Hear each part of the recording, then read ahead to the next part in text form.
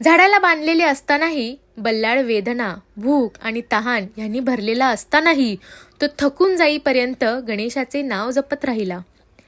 काही तासाने बल्लाळ शुद्धीवर आल्यावर बल्लाळाने गणेशाला मदतीसाठी येण्याची विनंती केली. मुलाच्या भक्तीने प्रभावित होऊन भगवान गणेश बल्लाळसमोर साधूच्या रूपात प्रकट झाले आणि त्याला झाडापासून मुक्त केले. गणेशाला पाहिल्यावर बल्लाळची तहान आणि भूक नाहीशी झाली. त्याच्या जखमा बऱ्या झाल्या आणि तो पूर्णपणे स्फूर्तीला आला. त्याने त्या साधूंना साष्टांग दंडवत घातला, त्यांना गणेश म्हणून ओळखले आणि त्यांची पूजा केली.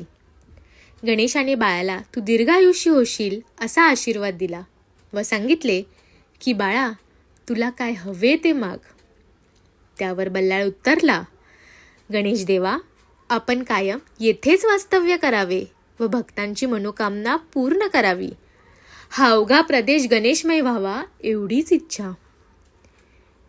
त्यावर गणेशदेव म्हणाले, मी येथेच राहीन आणि माझ्या नावापुढे तुझे नाव घेईन.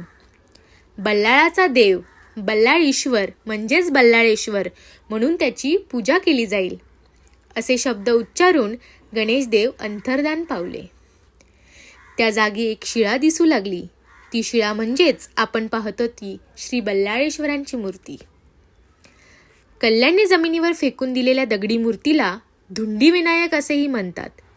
ही स्वयंभू मूर्ती आहे आणि बल्लाळेश्वराची पूजा करण्यापूर्वी त्याची पूजा केली जाते. गणेश मंदिरांपैकी बल्लाळेश्वर हे एकमेव गणेशाला समर्पित मंदिर आहे जे त्याच्या भक्ताच्या नावाने ओळखले जाते.